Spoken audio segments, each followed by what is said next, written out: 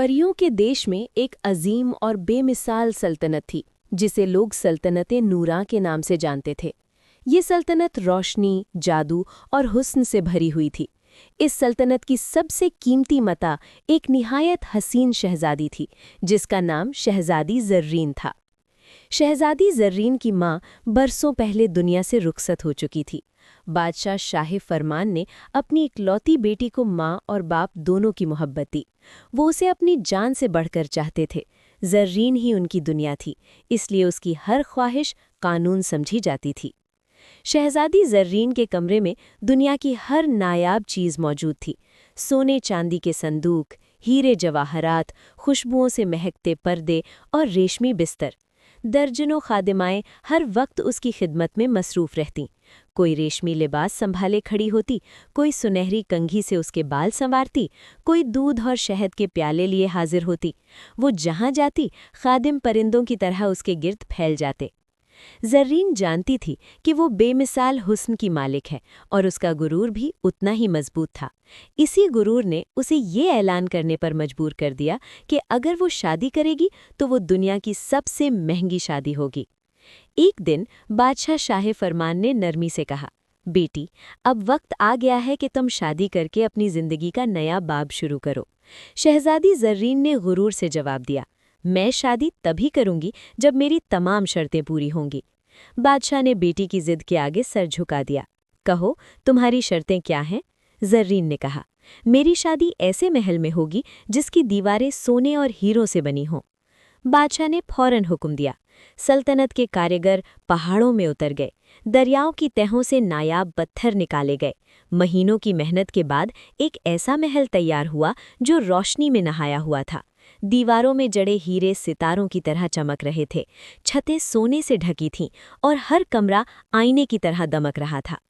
ज़र्रीन ने महल देखा, मुस्कुराई और कहा, पहली शर्त पूरी हो गई, मगर दूसरी अभी बाकी है।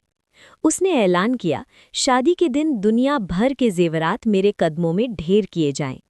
कासिद चारों तरफ भेजे गए, समंदरों से मोती, पहाड़ों से याकूत व ज़मुर्रद, लाल और हीरे लाए गए। महल के हॉल जेवरात से भर गए।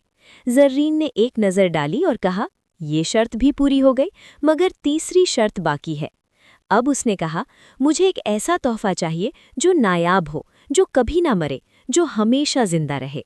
दूर दराज की सल्तनतों के शहजादे आए, कोई जादुई तलवार लाया, कोई सोने का परिंदा, कोई चांदनी में नहाया हुआ संदूक, मगर ज़र्रीन का दिल किसी चीज़ पर न आया। एक दिन महल के दरवाजे पर एक आम सा नौजवान आया। उसका नाम साहिर था। उसके कपड़े सादा और पुराने थे, जूते गर्दालूद थे। उसके हाथ में एक छोटा सा फूल था जो हल्की सी रोशनी बिखेर रहा था। महल के मुहाफिज हंस पड़े, मगर वो फूल किसी तरह ज़र्रीन तक पहुंच गया। जैसे ही वो फूल कमरे में आया, फिजा में अजीब सी खुशबू और रोशनी फैल गई। ज़र्रीन ने फूल हाथ में लिया, मगर गुरूर जाग उठा। ये फ़कीर मेरे महल में कैसे आया? फ़ौरन इसे निकालो। साहिर को बेइज्जत करके महल से निकाल दिया गया। वो खामोश रहा, बस मुस्कुराया और चला गया।